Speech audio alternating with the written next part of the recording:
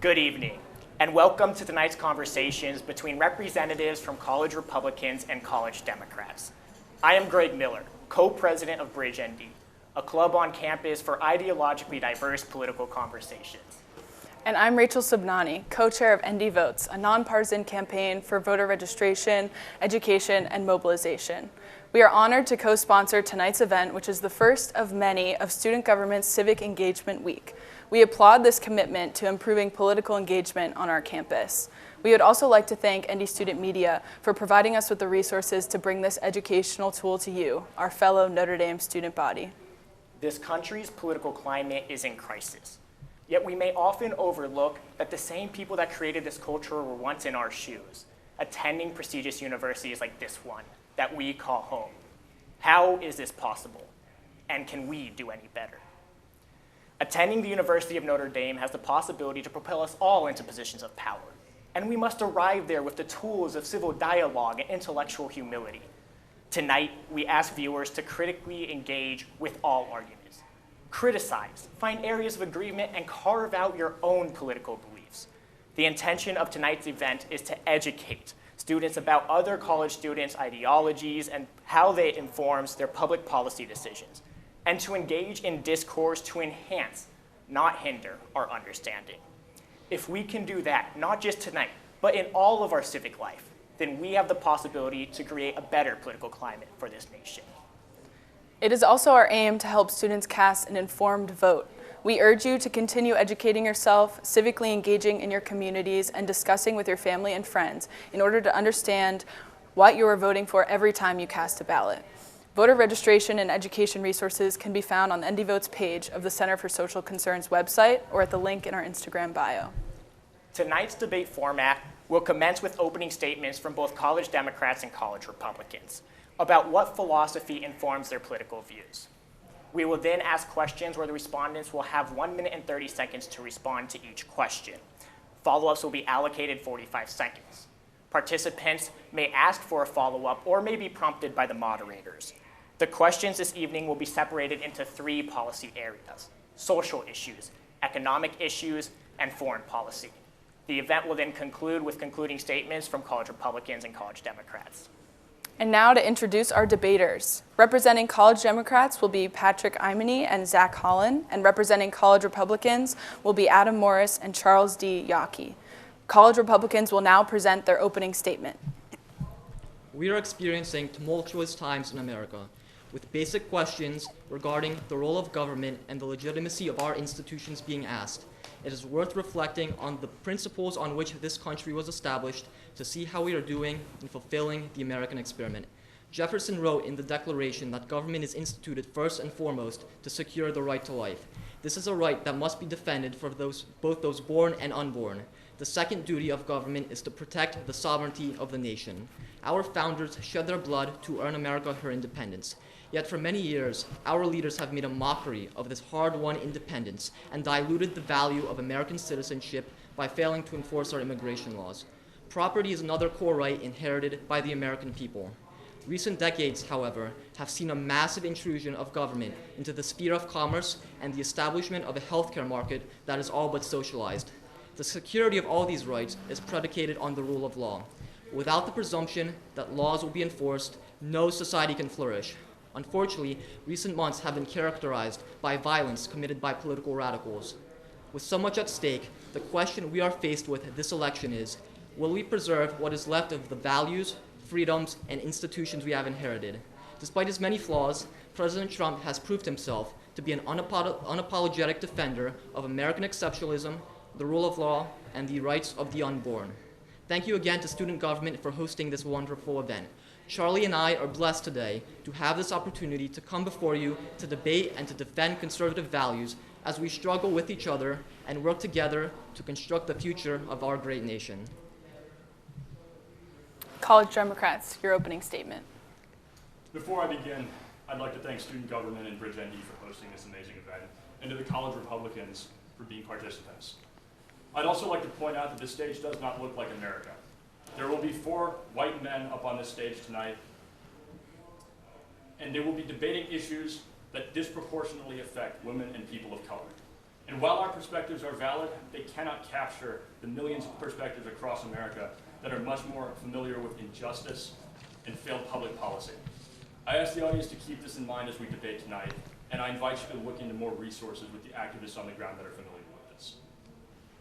To start this debate, I'd like to name a few of the things that the Trump administration has done over the last 4 years.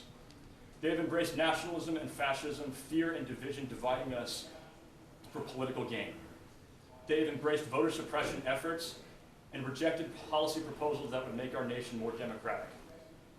They have tear-gassed protesters and locked immigrant children in cages. They have tried to take away the health care of 20 million Americans, and they have actively failed to address the climate crisis. They have failed to protect us from the COVID pandemic, and now over 200,000 Americans are dead, nearly 70 times the death toll of 9/11. And when asked what their plans are for the next 4 years, they simply re-released their platform from 2016. The next 4 years will not be any better than the last 4 years have been. Nothing will get better with another 4 years of Donald Trump. It is downright embarrassing that this is the platform from which we must argue. The American people deserve better than this catastrophe. And you're going to hear the Republicans tonight try to justify or explain the results of the last 4 years. They even may deem them acceptable. Do not be fooled. This has only been a success for the most privileged among us, while the rest of the masses are given scraps and told to be grateful. We can do better than this. We can be better than this. And over the next hour and a half, Patrick and I will show you just exactly how we can do that. Thank you. We will now proceed to the social issues portion of the debate, focusing on racial inequality, immigration, and abortion policies. To the Democrats, the Black Lives Matter movement has accelerated, and so too have peaceful and less than peaceful protests. How should the government respond to the protest, and which policies, if any, should the government implement to address racial inequalities? First things first, we would like to reiterate, Black Lives Matter, today and every day. We believe the Black Lives Matter movement speaks the promises of equality that have long been denied. So we believe there are several government policy changes that need to be taken in response to this movement. First, we need substantial criminal justice reform. The practice of plea bargaining, which resolves 96% of all federal court cases, as well as mandatory minimum sentences and policing practices which disproportionately impact communities of color, should be changed, and the Supreme Court should reconsider its decision in McCleskey versus Kemp, which closed the courthouse doors to claims of racial bias. We also need political reform. As long as African American and minority communities are disenfranchised across America, representatives won't need to listen to their petitions. So we should reapply Section 5 of the Voting Rights Act to safeguard every American's right to vote. We should overturn horrific court precedents like the recent 11th Circuit decision allowing a functional poll tax in Florida. And we should ban gerrymandering so that every vote counts. We don't need more information. We know that racially disparate impacts exist. We need action. And we invite you to join us in this fight. Thank you. And to college Republicans, what do you make of the current movement with massive protests of racial inequalities? And how do you propose violent crime in urban areas be mitigated? The murder of George Floyd was certainly horrific, and I agree with Mr. Floyd's brother that the officer who committed the crime should get the death penalty. Unfortunately, the incident has led to the perpetuation of a false and destructive narrative about law enforcement in this country. About 1 in 10,000 arrests made by law enforcement results in an officer using fatal force, and in well over 90% of these cases, the use of force is justified. Moreover, police shootings of unarmed African Americans constitute 0.3% of all black homicide deaths. So the notion that the police are making it dangerous to be black in America is simply overblown. Urban violence is certainly a huge problem in this country, and it does affect black Americans more than anyone else. So what should be done about it? Well, from 1993 to 2000, this country witnessed a miraculous 50+% decline in gun violence, thanks in large part to a strengthened criminal justice system, including enhanced mandatory penalties for career criminals who commit gun violence with firearms. Unfortunately, Joe Biden wants to eliminate mandatory minimum sentencing entirely. This will result in early release and reduced sentencing for the most violent gun offenders in our criminal justice system, causing many more lives to be lost to gun violence, especially black lives. To college Democrats, I'll give you 45 seconds to respond to the claim that enhanced criminal justice system will be better for the urban community. So first of all, I think it's shocking that Republicans on campus would call for increased sentencing when one of the few good steps of this administration has been criminal justice reform and reducing sentencing. And I think that we can no longer look to solutions in our carceral state. It might feel good to exact vengeance on criminals or try to punish them, but that's not going to create solutions that will create long-term change in this country. Adam is right that it's not just police that make it difficult to be black in America or dangerous. It's America that's made it that way, and structures including the police, including the court systems, and all of which need reform. Again, the stats are out there. Just because you might consider it a minor problem doesn't mean it's not a problem, and not an immediate problem for people of color across America. It requires solutions. Thank you. Notre Dame is not free from its own controversy. I'm going to allow both sides to address this issue, starting with Republicans. Should Notre Dame not allow faculty to invest in private prisons? I'll start with Republicans. I haven't done enough research into private prisons specifically to determine whether the conditions there are better than or worse than in public prisons. However, I will note that only about 8% of the prison population is housed in private prisons. And I also like to challenge Pat's notion that our justice system focuses too much on punishment. In fact, 75% of those convicted of violent crimes serve less than 3 years in prison or no prison time at all. And if you break down the numbers, 72% of those convicted of rape or sexual assault, 77% of those convicted of robbery, and 95% of those convicted of assault serve less than 5 years in prison. So in reality, what we have in this country is, in fact, a lack of justice for victims of crime. I'd like to address the core of this question, which is our role on campus and something student organizations such as SRI have been doing really great work on, which is to reduce Notre Dame faculty investment in private prisons. Private prisons are an importance. Even setting aside the worst conditions and the perverse incentive structure that encourages private prison groups to lobby for increased sentencing to keep more people in prison, nobody should be making money off the imprisonment of another. We're called to visit people in jail, not profit off of them. And I would encourage us all to internalize the important ethic that when anyone is unjustly in prison, I am not free. That starts with our pocketbooks and with our investment decisions. And I would call on every member of Notre Dame's faculty to divest from their pension funds being placed in public prisons. I challenge you with that today. Thank you. We are a campus where Notre Dame's Catholic identity makes one question particularly of interest: abortion. What restrictions, if any, should the government impose on abortions? College Democrats. None. Point blank period. A woman should have a right to her own body. And the government needs to trust women to make the best decision for themselves and their families. I could bring up all the science on the subject and we could have a discussion about when conception begins, but in the interest of tailoring this to a Catholic audience, I will say this. Abortion is heartbreaking, and I wish that there were much fewer of them. But a ban on abortion does not reduce the number of abortions to zero, it reduces the number of safe abortions to zero. And as with any government ban, the rich will circumvent it while the poor suffer. If you want to decrease the number of abortions, you have to alleviate the conditions that cause one to consider it. You have to fix poverty so that finances are not a problem. You have to increase access to birth control. You have to increase access to child care so that time is not a problem. And if you fix the circumstances that cause someone to have an abortion, you can significantly decrease the number of abortions. This simple fact is why the number of abortions have actually decreased under Democratic presidencies. When having a child is less of a hardship, the number of abortions declines. I think that the government needs to trust women to make this deadly serious decision. It is deeply personal and extremely difficult. If the government is interested in decreasing the number of abortions, and I think they should be, then they need to do work to alleviate the circumstances that cause someone to consider it. College Republicans. Abortion is the direct, intentional taking of an unborn human life. The fact that one human being is dependent on another for survival does not change the moral fact that it is intrinsically evil to take an innocent human life. The fact that a child will be born into poverty, that it will have a disability, or that it will otherwise provide a hardship on a family does not justify its murder.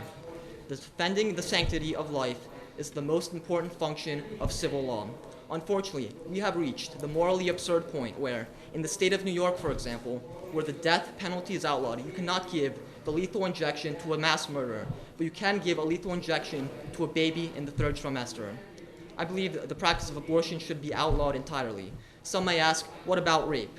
The fact that the pregnancy is unintended is not the fault of the child and does not in any way diminish its right to life or justify its killing. In cases where the life of the mother is not at stake, abortion is not morally illicit. However, procedures necessary to save the mother's life that may result in the child's death as an unintended consequence are certainly okay. An example of this would be the removal of a cancerous uterus. This procedure is morally neutral. However, when performed during the pregnancy, when necessary to save the mother's life, it will have the unintended consequence of resulting in the death of the fetus. This action is distinct from abortion, however, because the primary intent behind the action is not to abort the child, but to save the life of the mother. Thank you. On to a different topic. A defining characteristic of Trump's platform has been strong immigration enforcement. How do you view the impacts of undocumented immigration from the southern border, and what policy proposals would you propose to address the millions of undocumented immigrants in the United States? College Republicans first. There are 2 consequences of illegal immigration I would like to address. First, it threatens America's national security by empowering violent cartels. Nearly every mile along our southern border is controlled by Mexican drug cartels who profit off of the movement of illegal immigrants through their territory and strategically control the flow of goods and people along the border to ensure that drugs and criminal aliens can enter the United States undetected. Illegal immigration also hurts the American worker. George Borjas, a professor of economics and social policy at the Harvard Kennedy School, notes that a 10% increase in the size of a skill group due to immigration decreases the wage of that skill group by about 3%. And because those coming across the southern border tend to work predominantly in lower skilled occupations, Americans without college degrees are hurt most by illegal immigration. As to what should be done regarding those already here, my position is clear. There should be no consideration of any amnesty until we have a secure border. Joe Biden wants to provide a path to citizenship for those here unlawfully. Even Obama rejected such an idea in a 2010 speech when he said, quote, "It would suggest to those thinking about coming here illegally that there will be no repercussions for such a decision, and this could lead to a surge in more illegal immigration." President Obama was absolutely right when he said that. Until we restore the sovereignty of the American people, any amnesty is off the table. I'd like to respond to a couple of things there. First of all, Adam would like to pretend that legal immigration in the current system is even a feasible pathway of establishing a life in this country. People with the legal entitlement to be able to immigrate, say you're the sibling, you're from Mexico and you're the sibling of an American citizen. If you applied to immigrate to the US, which again is your right under American law right now, the estimated wait time for your application today would be 130 years. This is a broken system and one that President Trump and the Republican Party have no plans to fix. He brings up the concern about economics, and this is just flawed. You could look at the theoretical addition of 10% to a labor pool that was hypothesized by one Harvard economist, or you could look at the facts on the ground where a Texas state comptroller in 2006, a Republican elected official, did a study and found that the presence of the undocumented community in Texas contributed $17.7 billion in 1 year to the Texas economy, and in addition, a net $420 million boost to state revenue. Legal immigration is not feasible right now, and to take it out through immigration enforcement, immigration and customs enforcement, which breaks apart families and conducts raids on defenseless undocumented immigrants in the United States, aiming to make their lives harder rather than easier, is a betrayal of the American creed, which recognizes that we're all immigrants. We all came here at some point, and we all deserve the opportunity to make a better life. Thank you. I want to follow up on that to Adam. Patrick made the claim that the wait time is currently 130 years, that we're living in a broken system. How do you respond, and what should be done about that, if anything? Well, when Patrick was saying that it's very difficult to immigrate into the United States, it was simply doesn't match up with the current facts. In fact, about 1 million people receive green cards every year, and the percentage of the population in the United States that's foreign-born is about as high as it has ever been. On the point of the economics he brought up, A 2008 report from the U.S. Commission on Civil Rights found modest to significant evidence of a negative impact of illegal immigration on black workers. The Democratic Party always wants to portray itself as the party of black workers, but in fact, illegal immigration has a negative impact on them. Once again, we see a classic example of trying to pit justice for immigrants against justice for minorities and people of color in America. And that's just not how it has to be. The legal immigration system is broken, yes, and there's no plans to fix it. In fact, just this last month, the USCIS increased, it almost doubled fees for citizenship and naturalization for legal immigration. It eliminated almost all fee waivers. The public charge rule instituted earlier this year made it almost impossible for immigrants of poverty to immigrate legally to the U.S. And for the first time ever, the Trump administration said, if you want to come to the U.S. fleeing persecution, you have to pay a fee. That's not justice. It's not right. And no amount of pointing to studies can justify the fact that we are deserting our fundamental moral obligation to care for people when we defend the current immigration system. Can I just Thank you. a few points there? We're moving on. So far, we've discussed 3 of many social issues, and of particular interest when discussing many of these social issues is the role of the Supreme Court. We would like to take this time to acknowledge the passing of trailblazing Supreme Court Justice Ruth Bader Ginsburg and her dedication to holding this country to its highest constitutional ideals. How should your party handle this and any future Supreme Court vacancies to college Republicans? The foremost concern of the Republican Party in appointing justices to the Supreme Court is those who are fair, principled, and believe in ruling for the original meaning of the Constitution. I disagree with my colleagues on the left on judicial philosophy, but I would hope that we could all agree that the Supreme Court is far more than a political instrument. The Supreme Court should always be above politics. To put the nomination of a justice on the ballot is dangerous, and it politicizes what should be a neutral body. In 2016, the late Justice Ginsburg said that it was the obligation of the Senate to assess Judge Garland's qualifications, and she astutely remarked that, quote, "There is nothing in the Constitution that says the president stops being the president in his final year," end quote. Today, I agree with Justice Ginsburg as much as I did in 2016, and I said at the time that Mitch McConnell's tactics were obstructionist at best and constitutionally suspect at worst. What happened to Merrick Garland is a shame, make no mistake, but we cannot allow that inconsistency in 2016 to set precedent moving forward. First, I'd like to acknowledge that Justice Ginsburg was an icon on the court, not only in her fervent litigation for women's rights, but Justice Scalia called her a tigress on issues of civil procedure, and her dissent in the issue of Shelby County versus Holder still inspires me and attests to the state of voting rights today. As much as it pains me to say this, anyone who knows me knows that I really respect and admire the Supreme Court. But the court today is tainted with partisan bias. Senate Republicans invented a rule in 2016, which my opponent might not have supported, but he'll reap the benefits, and vulnerable communities across America will suffer the harms of the outcome of that rule, of not having Garland on the court. And then they pushed another nominee through despite a credible allegation of sexual assault. So as much as it pains me to say this, and as much as I respect the institutional legitimacy of the Supreme Court, it's already been made partisan. And so if Senate Republicans try to fill this vacancy before the election or in the lame duck, Democrats cannot stand idly by while Republicans attempt to cement judicial rule by minority. That's not how the American system is meant to work. And so I would call for Democrats to respond to any illegitimate attempt to tear up the rules that Senate Republicans invented and enforced 4 years ago, to tear those up by responding with the new Senate majority by increasing the size of the Supreme Court.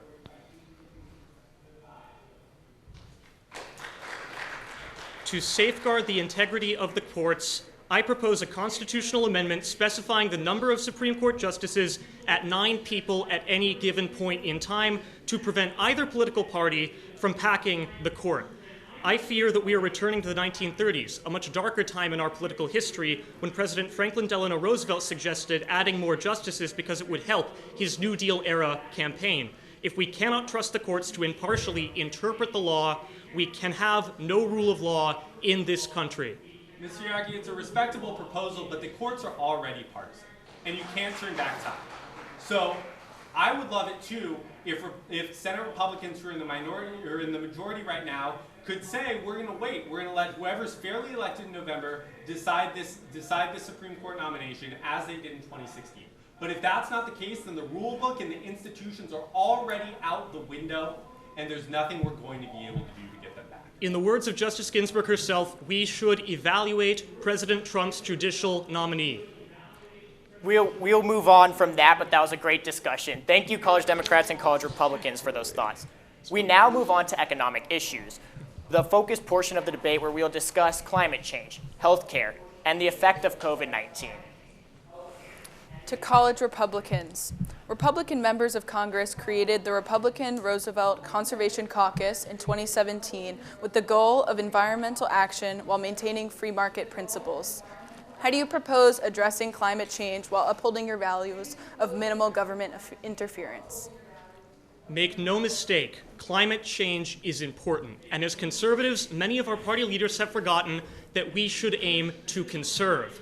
Theodore Roosevelt certainly had this ideal in mind when he created the U.S. Forest Service in 1901 and invented the national park system for the enjoyment of generations to come. However, it's possible to be good stewards of our environment while also being good stewards of other people's economic liberty, and we cannot regulate ourselves out of climate change. The only viable path forward is to embrace free market solutions. Solar power is now cheaper than virtually any fossil fuel energy in almost every part of the country. Why is this? It's because the United States has a market framework that incentivizes the development of solar technology that would not have been possible had the government mandated solar technology as necessary. Those technological advances would not have been possible in the absence of this market framework. We need to empower the energy industry to innovate through competition, and eco-socialism assumes that fossil fuels are so efficient the government must intervene to move away from them. As Republicans, we completely disagree with this contention. We would allow consumers to control preferences for price, reliability, and source to pursue affordable, reliable, and cleaner energy. First of all, the premise of this question is nonsense. Republicans lost all claim to the idea of limited government when they expanded the national debt, expanded military and police powers, and implemented trade barriers over the last 4 years. Secondly, I agree with my opponent that climate change is undeniably real and we are in the greatest threat of our lives. Point blank, the world needs to get to net zero emissions by 2050, preferably sooner. We've already damaged the environment, we may damage it more, and there is no limit to how bad it can get. I'd like to point out to my opponent that we've tried the free market for the last 30 years. We've known that climate change was real since the mid-1990s. The year is 2020. We are still in grave danger. The danger has probably gotten worse. We've tried his idea. The free market did not solve this problem. And so what we need to do is implement regulations that are legally binding and that we can prosecute corporations to the fullest extent of the law if they do not comply. We need to invest in fossil fuels, invest in alternatives to fossil fuels, solar, wind, hydro, and nuclear. We need to invest in new forms of transportation that are dependent on these fuels, high-speed rail and electric public transportation. We need to convert all buildings to become energy efficient. The government can sponsor grants to do this. And we especially need to establish new emissions laws and prosecute company leaders that do not comply. Our future depends on it. We've tried his option. It did not work. Now it's time for the government to get involved. Thank you. I'll give college Republicans a chance to respond, but I also want you to address the idea of a stimulus to help combat climate change. Certainly. I'd like to point out that capitalism has facilitated some of the most important advances in reducing CO2 emissions ever yet seen. The development of a capitalist system and a free market economy has allowed innovation to flourish and has developed virtually all technologies we have to combat climate change today. The government should aim not to use incentive structures to combat climate change, but instead to remove barriers to innovation. This is a far better approach to the problem that we are facing today. I would also like to note, and this is extraordinarily important, that China today emits more carbon dioxide than the United States and the European Union combined. While certainly none of us are spared from our obligation in combating this crisis, regulation incentivizes cheating on disclosure requirements, as it has for China under the Paris Accords, and it does not affect genuine behavioral change. This is why I do not support any sort of incentive structure, but instead believe that the government should aim to reduce barriers to innovation. Thank you. And Zach, I'll give you a moment to respond. Yeah, first of all, I'm not denying that innovation has led to some of the greatest advancements, but at some point, innovation has to lead to implementation. And we haven't seen any implementation from the market. His beloved free market has resulted in climate change accelerating. We have the technology, they just are not in place. At some point, we need to implement laws that mandate people to follow these regulations. He also makes a great point about China. They do actually have a lot of the climate change, a lot of the responsibility for climate change. And so we do need to use as much domestic pressure as possible to force them to reduce their emissions. But that's only possible if we don't come across as hypocrites. Because when we can't regulate ourselves, all these emissions that are going on, how can they expect us to follow? We need laws that mandate the slow of climate change. Thank you. Moving from climate change over to healthcare.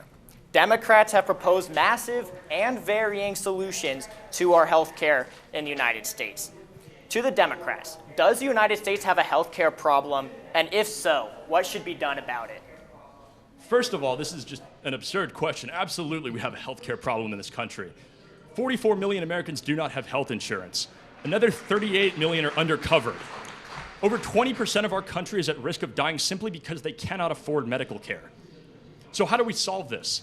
First of all, we need to guarantee health care for all, and we do this by moving to a single-payer healthcare system, similar to that implemented by Senator Bernie Sanders.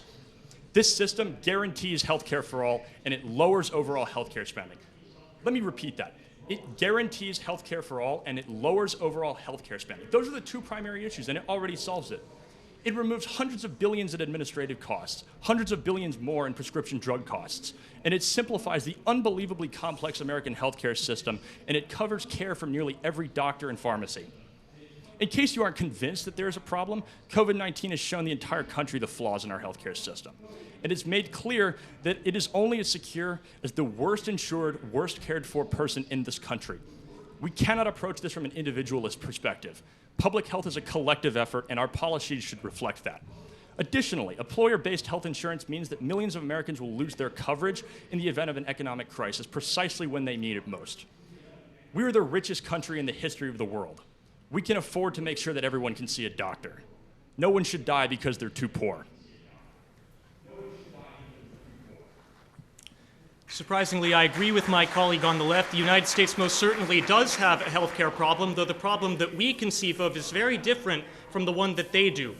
I think that it's a problem that since 2013, the average healthcare insurance premium has doubled, that healthcare has never been more expensive in the United States than under Obamacare. I think that it's a problem that the Congressional Budget Office projects that 44% of all future increases in entitlement spending come from Obamacare's expansion of Medicaid, very similar to the single-payer healthcare system my dear colleague suggests. I think that it's a problem that in the United States, competition in medicine is not allowed to exist. Patients cannot buy insurance plans across state lines, which means that only 1 in 5 counties in the United States of America have access to more than 2 insurers under Obamacare. Socialized medicine is a failed experiment. Plans such as Medicare for All and a single-payer healthcare system certainly are not the solution to the problem that they have created in Obamacare. The best way to fix this problem is by embracing free market solutions, as President Trump has done during his tenure in office. By signing 4 executive orders, the president has guaranteed transparency in the pricing of pharmaceutical drugs, created a competitive worldwide drug marketplace, and President Trump has done more than any other president, including Barack Obama or his vice president Joe Biden, to lower the cost of prescription drugs. If America is to solve its healthcare difficulties, it needs to embrace more of the same policies. Well, to respond to that, I think the fundamental assumption under any free market healthcare system is that the possibility that a poor person could not receive health care simply because they're poor, and I think that's unacceptable. My opponent says that socialized medicine is a failure. In other countries with this, poor people do not have to worry about paying when they go to the doctor. It's not even on their mind. The only thing that should matter when going to see a doctor is getting better, because health care is a human right. You should not have to worry about going to a doctor. This will bring costs down, and it will ensure health care for all. I cannot think of anything better. Charlie, I want you to respond to this claim that other countries are doing better than the United States with single-payer systems and that it lowers overall spending, and any other claims you want to respond to. Certainly. The claim that this would lower overall spending is absolutely ludicrous in my opinion, and the Congressional Budget Office, a nonpartisan agency, would certainly agree with me. If we look to socialized medicine regimes in other similar countries, Nordic countries, for instance, are touted as a fantastic example of this policy, but what do we see in those countries? Ballooning wealth inequality, not income inequality, but wealth inequality, and ballooning social expenditures, ladening these countries with debt. This is not sustainable. This is not a good course of actions. And we also see wait times in countries like the United Kingdom and Canada, countries very similar to the United States, that far exceed wait times under a free market system of healthcare such as we exist in the United States. There is a reason that world leaders and the wealthiest individuals, those who have the most access, come to the United States for healthcare. They go to the Cleveland Clinic, they go to the Mayo Clinic, they go to the Massachusetts General Hospital to receive their healthcare, and it's because we have the best healthcare system in the world, and that cannot be explained away. Can I touch on that? Sure, yes. First of all, the CBO analyzes government spending. I'm talking about overall spending. You increase the amount of government spending and you decrease the overall amount of spent on healthcare. Second of all, I'd like to address the question that the United States has the best healthcare system in the world, because I agree, the United States does have the best healthcare system in the world. For the wealthy. The poor do not. And why do you think other wealthy people from other countries come to the United States? Because they benefit here, while the poor hung out to dry. We need an equitable solution to healthcare, and the free market does not provide that. Thank you. This just in, we have an announcement for the people downstairs. If you guys could just spread out a little bit more, social distance, put your arms out. On that topic, we're going to switch the conversation to COVID-19. COVID-19 has accelerated inequality and has left many worried about eviction. What is the best response to this virus-induced recession, college Democrats? A moment. First of all, we don't get to an economic recovery without a recovery from the pandemic. That's both a statement that the economy works for people and not the other way around, and a statement of fact, because demand's not coming back until people are comfortable going back out in public. So step one is getting people into leadership, especially Joe Biden into the president's office, who believe in bringing the pandemic to an end as efficiently and as safely as possible. Second, we got to recognize that some public health practices have big economic effects, and some of them have small costs. And we have to strike a balance where we're willing to do the small things like wear masks so we don't suffer the big costs like having to shut things down again. But when you've got people out saying on national radio that, quote, mask wearing should not be a universal practice, that sets the whole cause back. And third, we need direct assistance to families that have been affected by the pandemic. This would have been a lot easier this summer, but McConnell and Senate Republicans put a hold on any Phase 4 assistance legislation. So now rents are under the bridge, and now families are worrying, well, am I going to get evicted before I can make up the past payments? And so we need a couple policy resolutions. First, we have to extend the eviction moratorium and mortgage forbearance periods so people can catch back up on their mortgage and rent payments. Second, we have to substantially increase aid to state and local governments that had to step in when the federal government didn't help people out. And third, moving forward, we have to recognize that this places a particular burden on working parents of young children and expand the child tax credit, expand access to health care, all of which are Democratic priorities in order to make sure that parents can weather storms like this effectively. In order to best respond to the virus-induced recession, we must continue down the path that President Trump has blazed and embrace the power of the free market, as it was doing in the beginning of his term, to continue creating prosperity for all Americans. Certainly agree with my colleague that the first step in combating this recession is dealing with the COVID issue. However, we on the Republican side believe that the COVID policy must focus on risk management and balance many interests. From the beginning, we have not had a unified idea as a society about what our goals have been regarding COVID. At first, it was the mitigation of cases, then it was mitigating the loss of human life. However, we believe that we need to, like other pandemics that have struck us in the past and like any other national crisis, balance all interests so that the greater good can flourish. And we believe that doing this is best served by empowering individuals to make free and informed choices. We believe that we need to continue to further stimulate critical industry and use capitalism as a tool to lift people out of poverty. Moreover, we believe that we need to continue to embrace free monetary policy as Jerome Powell, the Trump-appointed chair of the Federal Reserve, has done in order to ease interest rates and grow the economy even more. Allowing states more autonomy to address their problems on a localized and individual basis is the only way to proceed. The federalist system and federalism are our greatest assets in combating the coronavirus and returning our economy to good health. So first of all, I think we should all thank our lucky stars that Trump is not in charge of the Fed, and so he shouldn't get credit for their good decisions. But more to the point, this policy of balancing risks, all that's very important, but that's not what our current president is on the path of. We've seen patterns of denial, of obfuscation, of complete lack of a national strategy. And even just recently, the president referred to the COVID death toll if you, quote, take out the blue states. I'm from one of those blue states, and I would like a president who cares whether one of my family members or one of my neighbors or one of my friends dies or is seriously affected by coronavirus. And the fact of the matter is, if you want political leadership that cares about what I believe is the most acute issue facing our country today, you're going to need to vote for a different president come November. And Charlie, your response. I believe that President Trump was handed a very difficult situation to deal with, and we should consider the fact that any leader for whom this was thrown to would have a very difficult time addressing it. The United States has not fared substantially worse than our developed counterparts in Western Europe or in other parts of the world, and granted the circumstances, we have made the best decisions that we could with the information we had at the time. We believe that our core values and principles are one of our greatest assets moving forward to further combat the recession that is the consequence of this virus, and that we are well positioned for an economic recovery come re-election in November.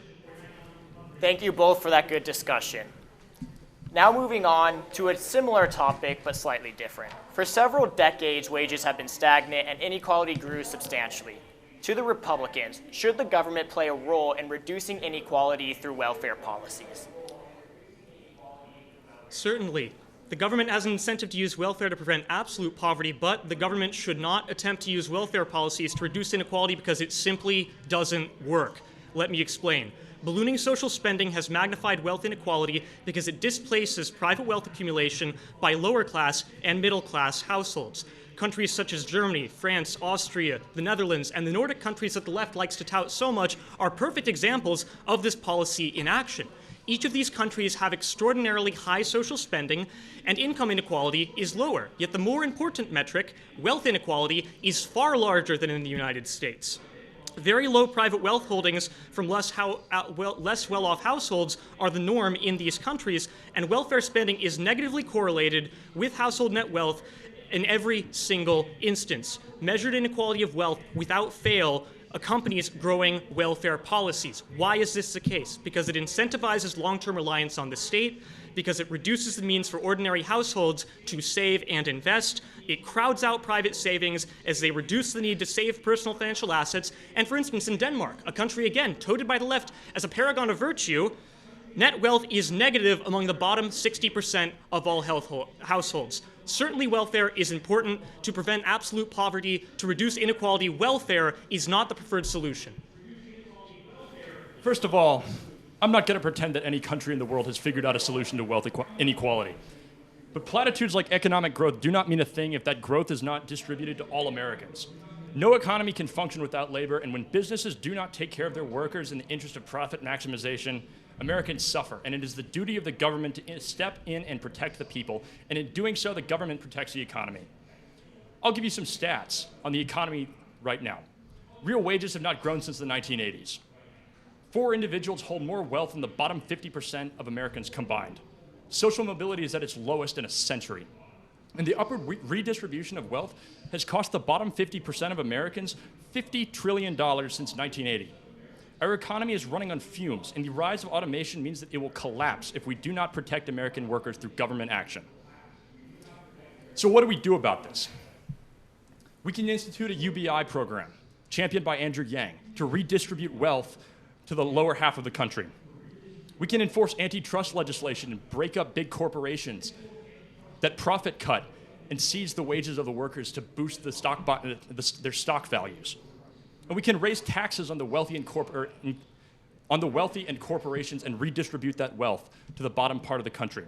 Our government has worked for the richest 1% among us for the last 40 years. It's time that we make it work for the 99%. Thank you, Zach. I want to follow up on that question. You say that, and this is to Charlie, Zach says that 4 individuals own so much wealth, and that automation is only going to further that divide. What specific policies do you put forth to prevent this from happening? And how do you make do of Zach's proposal for universal basic income? That's a great question. Thank you so much for asking it. We believe that instead of focusing on failed welfare policies, the government should devote all of its time and resources to ensuring that all Americans have an equal opportunity to succeed in our marketplace. The government should focus on empowering consumers by incentivizing market choice and encouraging people to work whenever possible. Our current welfare state perpetuates a culture of dependency, degrades the dignity of work, and is far too expensive to justify any longer through higher taxes and higher borrowing. On the question of universal basic income, we on the Republican side see no compelling or conclusive evidence to suggest that this, like any other welfare policy focused on redistributing wealth, would do anything in the long term to reduce anything aside from income inequality, but would only further exacerbate asset inequality between the poorest and richest Americans. We feel this is the most important thing, whereas they prioritize petty income disparities. Thank you, and Zach. You say you're in favor of opportunity, but then you also say you're in favor of an unregulated free market. And in my view, they're fundamentally opposed.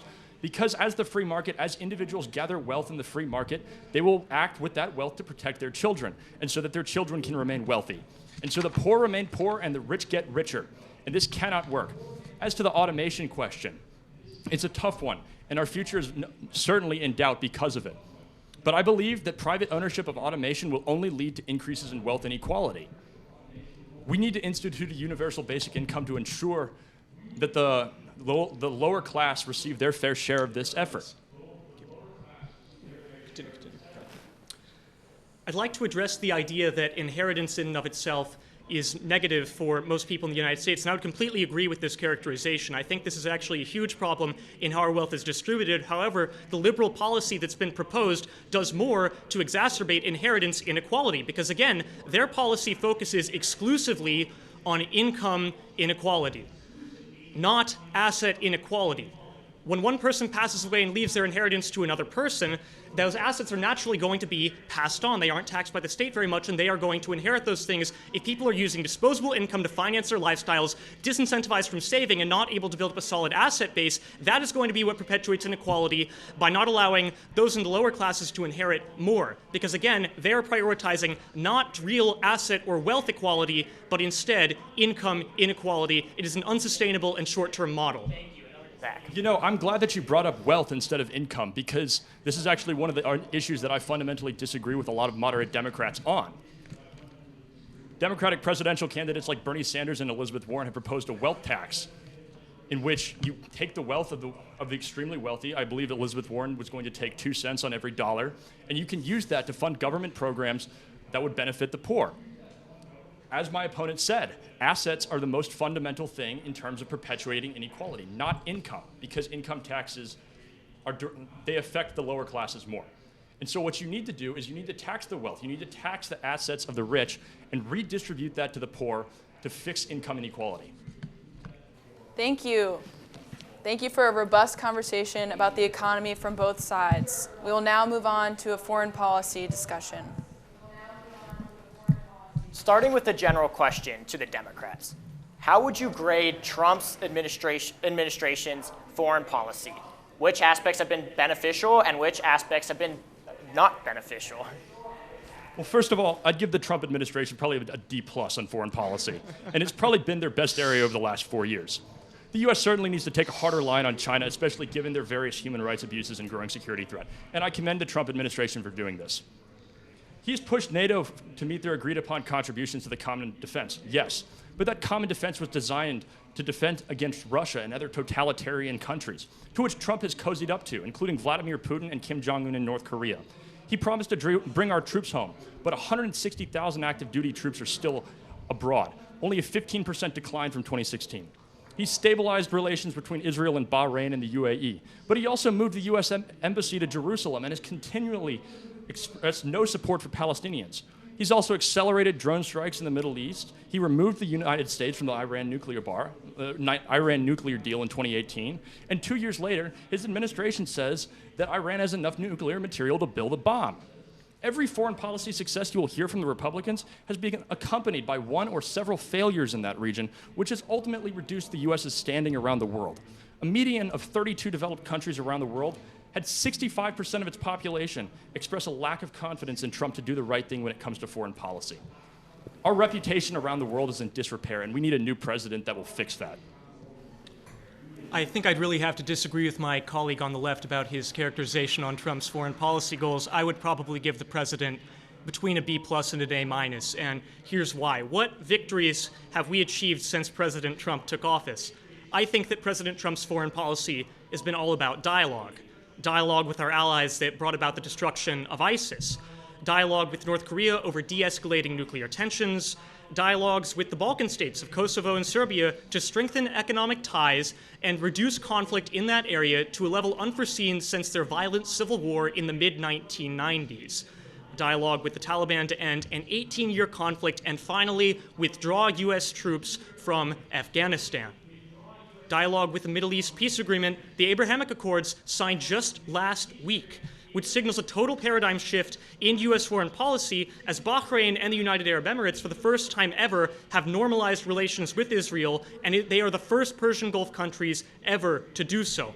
Dialogue with our continental neighbors, such as Canada and Mexico, through the signing of the 2018 U.S.-Canada-Mexico trade agreement to replace NAFTA and create economic prosperity on our continent and set precedent for global trade policy, and even difficult dialogue with China to reach important trade understandings when they have failed to comply with a global rules-based order. Trump negotiates on America's behalf from a position of strength, and I think he's done a very good job so far. Thank you, Charlie. I want to follow up on Charlie really quick. You gave him a B+ and A-. We're at Notre Dame. We like A's. What could push Donald Trump to an A? I think that the president has a very Cavalier's style to conducting international policy and foreign relations that may sometimes be less well received by our major allies in Europe, where a more sophisticated climate is the norm. And this behavioral approach to foreign policy has perhaps lost the U.S. some prestige in the region, but I have absolutely no doubt that this has no long-term ramifications or damage to our foreign policy. You know, I'm all in favor of dialogue. I think it's actually a great thing. But when the dialogue consists of asking Russia for help in our elections or asking Ukraine for help in our elections, I think that's terrible. And I think his foreign policy has signaled that he'd like assistance in his domestic policy and corrupted our elections. That cannot be allowed to stand. Our foreign policy must represent the U.S. as a whole's best interests abroad, not the interests of a select few. And we need a new president that will embrace that kind of dialogue. All right. Let's move on to something more specific, to the College Democrats. President Trump has continued to develop the United States' special relationship with Israel in its efforts to stabilize the Middle East. Should Israel receive preferred status in U.S. foreign policy? Bluntly, no. In 1967, Israel seized Palestinian territories in Gaza and the West Bank by force and continues to implement military rule over them to this day. Now, where I come from, we have a phrase for this kind of thing. We call it an occupation. And leave no doubt, this is an occupation of 3.5 million Palestinians, plain and simple. And it should result in a humanitarian outrage around the world similar to that seen in South Africa during apartheid. While Israel continues this occupation, the United States should not hold them in preferred status. Just as we should condemn a Russian occupation of Crimea, we must condemn the Israeli occupation of Palestine.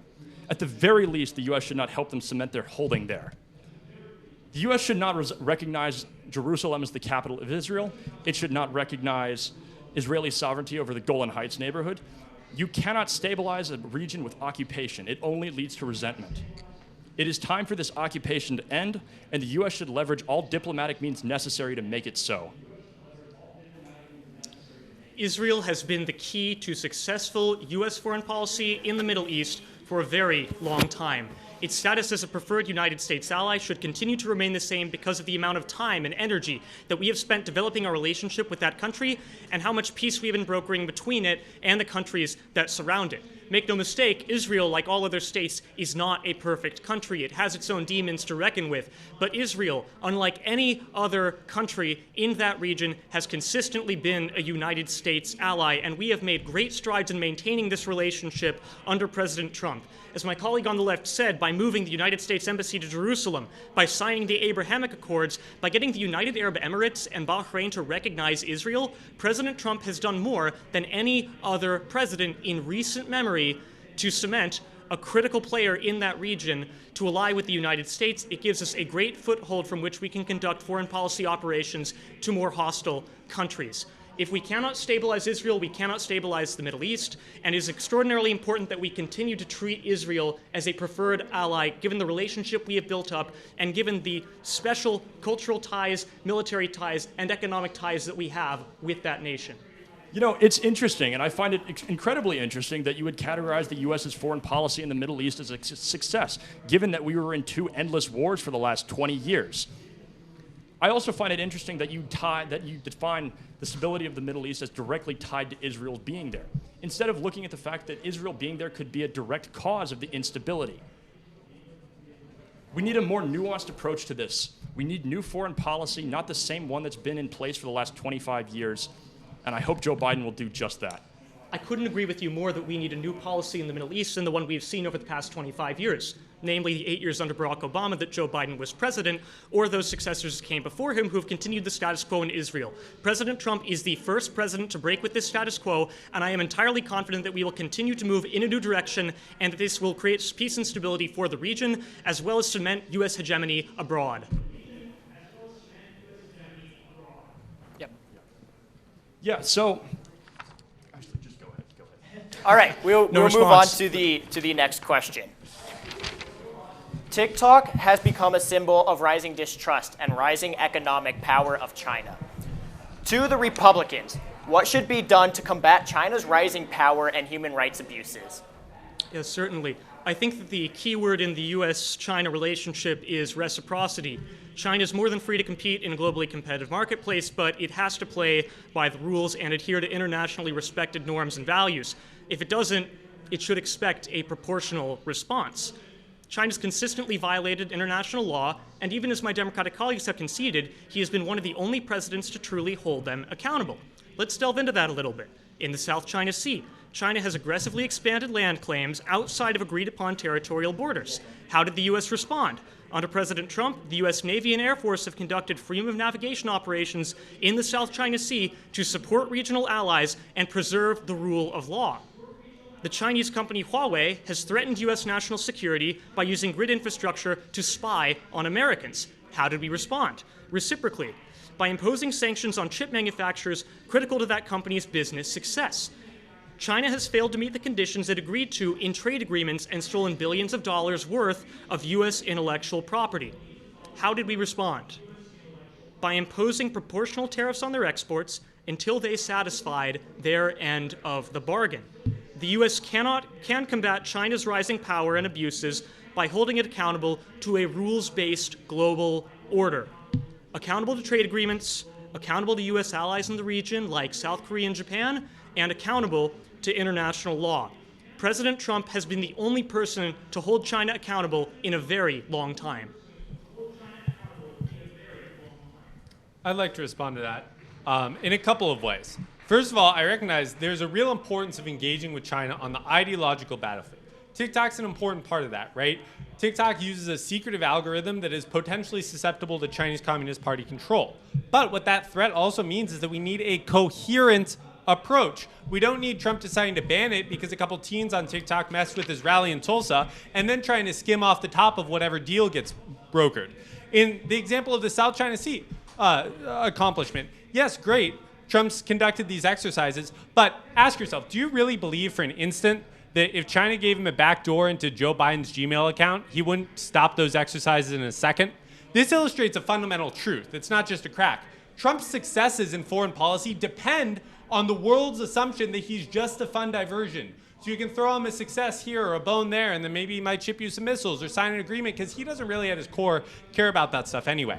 But if he wins re-election this time and the world starts to adapt to a world order of Trump, we are in for a world of uncertainty, of emboldened adversaries who know that the American president can get bought off by political assistance and sell out American troops and values for his personal gain. And if we accept a world order predicated on that, which will happen if Trump gets reelected, then we're in for a world of hurt and a decreased role on the international stage.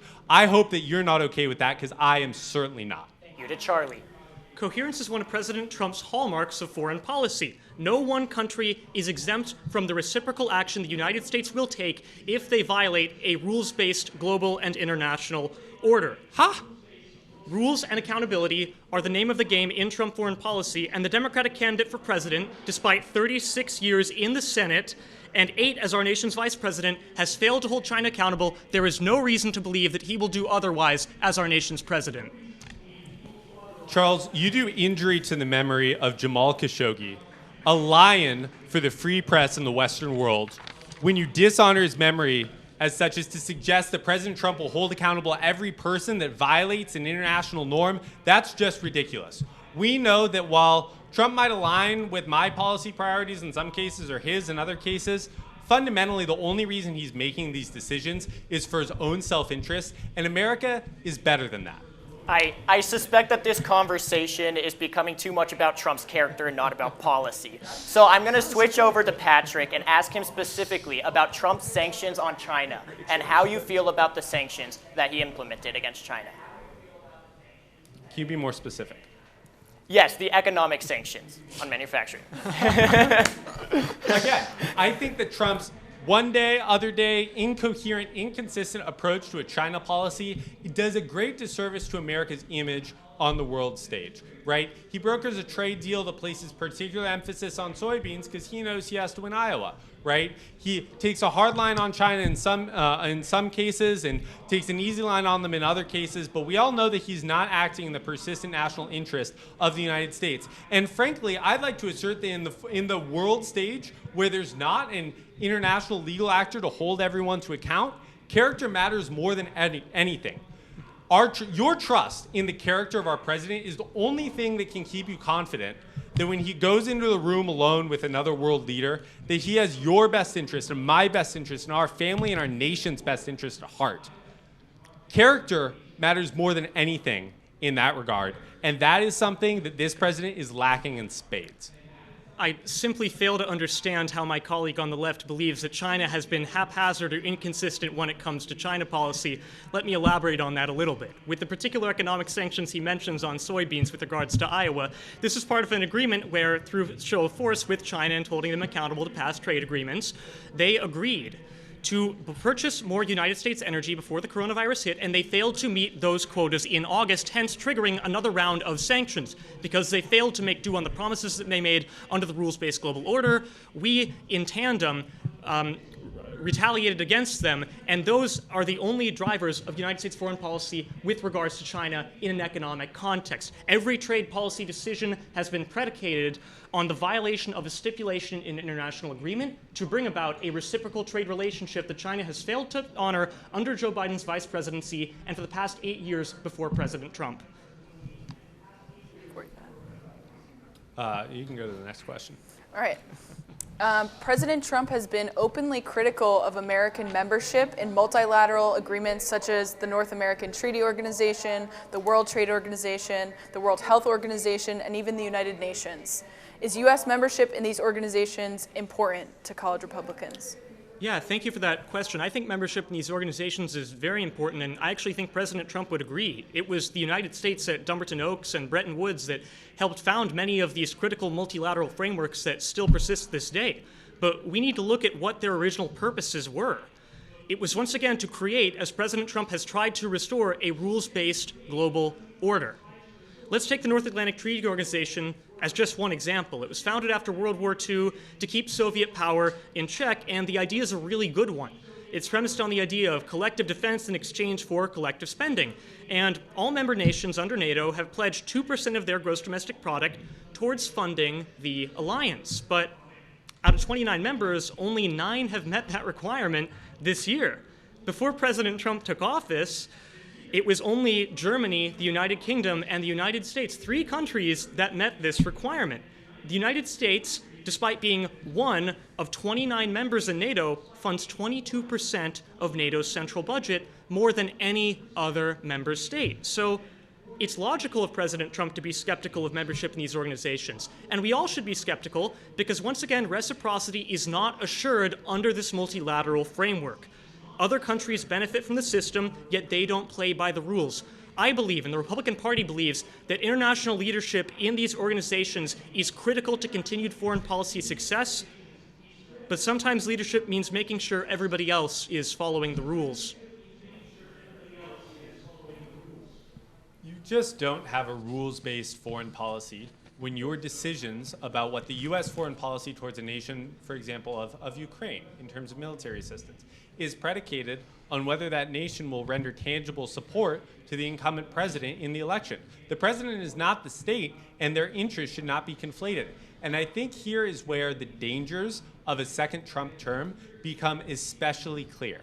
Because the liberal international's order, yes, can survive a equalization of the spending between NATO members. But what it can't survive is a sense from other members nationwide that Trump was not an aberration, that Trump's isolationism, that his pulling back and forth on international agreements. I think it's telling that Charles didn't talk at all about the World Health Organization, which Trump decided to pull out of based on personal animosity with China, thus giving away any further leverage America would have to reform the World Health Organization, right? It's just another example of a leader with no coherent foreign policy, only instincts that in some cases are good, in most cases are bad, and in all cases are unreliable and produce uncertainty. It's just another instance of what he's doing to the world order, and which will haunt us all for generations to come if we allow him to win re-election and allow Trumpism to become American foreign policy for the next 4 years. And Charlie. You know, I'd like to step back for a second and actually completely agree with what you said. The president most certainly is not the state, but again, I really fail to understand where the allegations my colleague on the left is levying come from. Claims that all foreign policy are self-interested is not rooted in substantiated claims, and I've spent the past 20 minutes on this stage going over exactly why in different parts of the world. We cannot be part of a multilateral framework that is not truly multilateral. We are unilaterally operating the global organizations, unilaterally funding the global organizations meant to keep our world safe. Other countries need to be held accountable, and they need to step up, and President Trump, unlike Joe Biden, has been the only person to do that over the past several presidencies. And to Patrick, I'll give you an opportunity to respond to those claims, but I also want you to address this claim that when Trump took office, only three countries were playing into NATO, and now there are 9, and what you make of that. Charles is right. You can look at the numbers. My assessment is not that there's been no foreign policy successes during Trump's terms. There's been successes. There's been failures. There's been great inconsistency where you can't really draw a line between a coherent foreign policy that informs which of those are successes and which are failures. The only line, if any, you can draw is that we have a reality show president who's relying on his gut instincts about reciprocity, about revenge, about punishment, and about personal interest that make us better off in some cases, like NATO, that make us worse off in the majority of cases, and they make every nation around the world know that they can't trust us moving forward. So you can choose whether you want to trade small successes, individualized, instantiated successes, for a general failure in American foreign policy that will haunt our accomplishments and our strategies for years to come. You can make that call, but I don't think that focusing on the granular instance is enough to justify what this president has done to our image on the national stage. These instances of foreign policy success are far from granular. They are substantial. And they are not sporadic or random. They are concentrated and based on a foreign policy ideology that is a distinct departure from the doctrines put forth under President Obama or under President Bush, for that matter.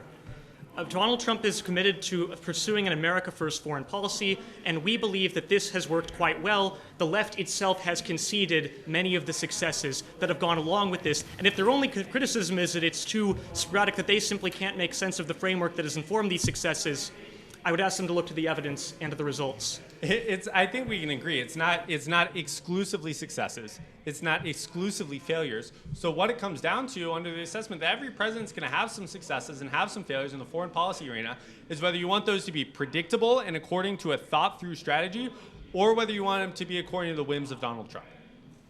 Well, we'll let the audience decide that last question. We thank both of you for your participation in today's debate, and we are now ready for concluding statements.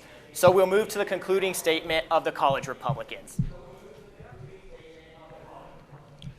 the 2020 presidential election will be perhaps the most contentious in modern United States history.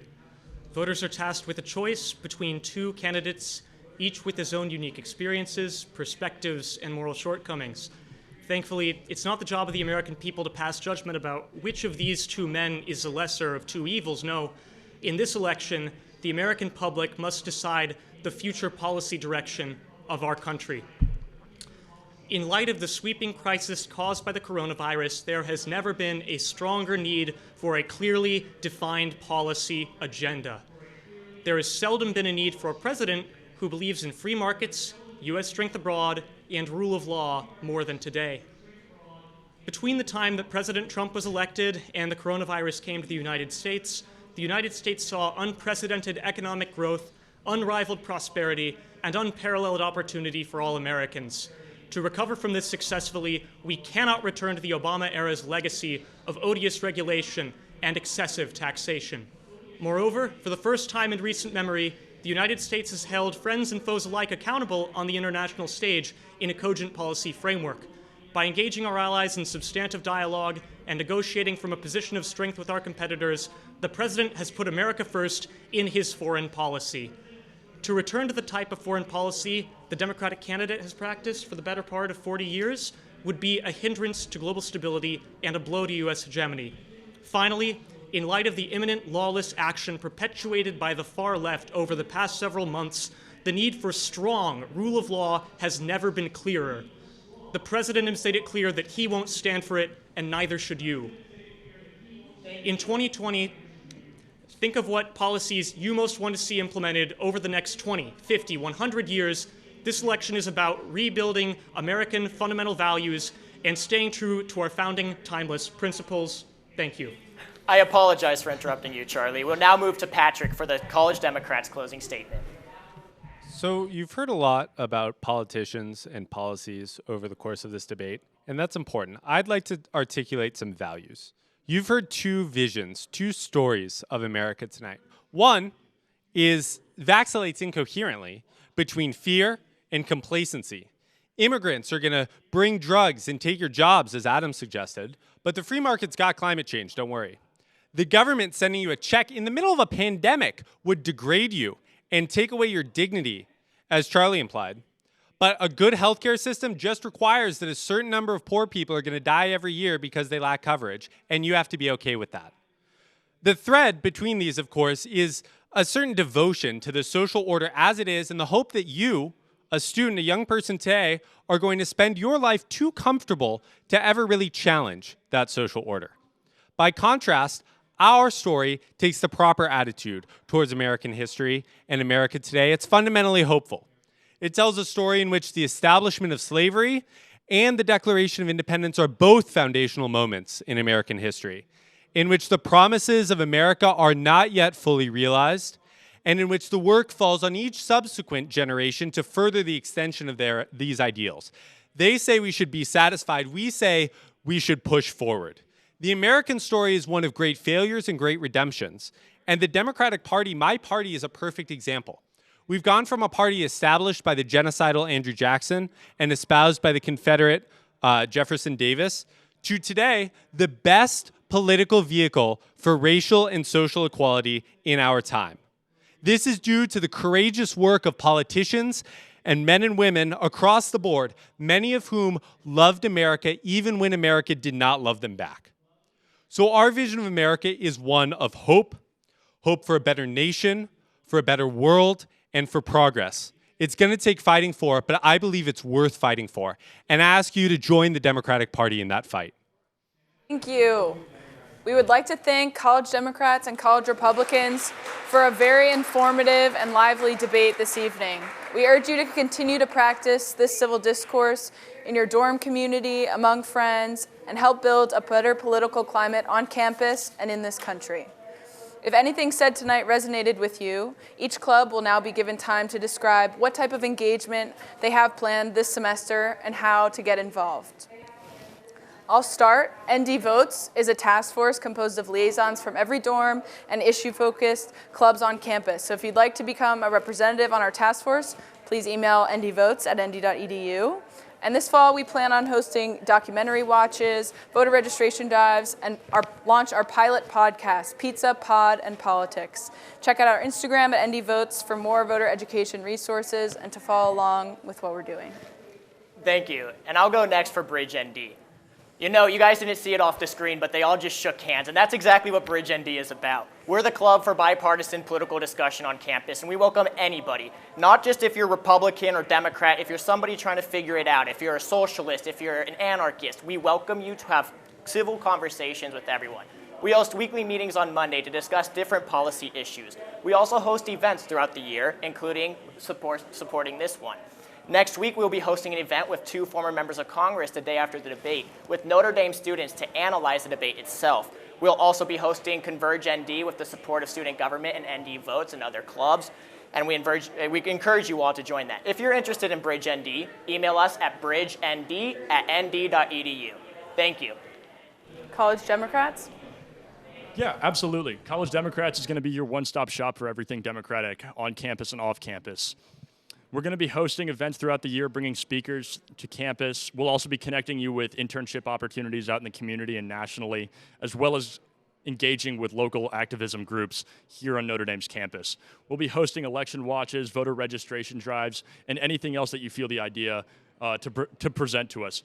We meet every other Tuesday at 5:30. We may have additional events, but that's pretty set in stone.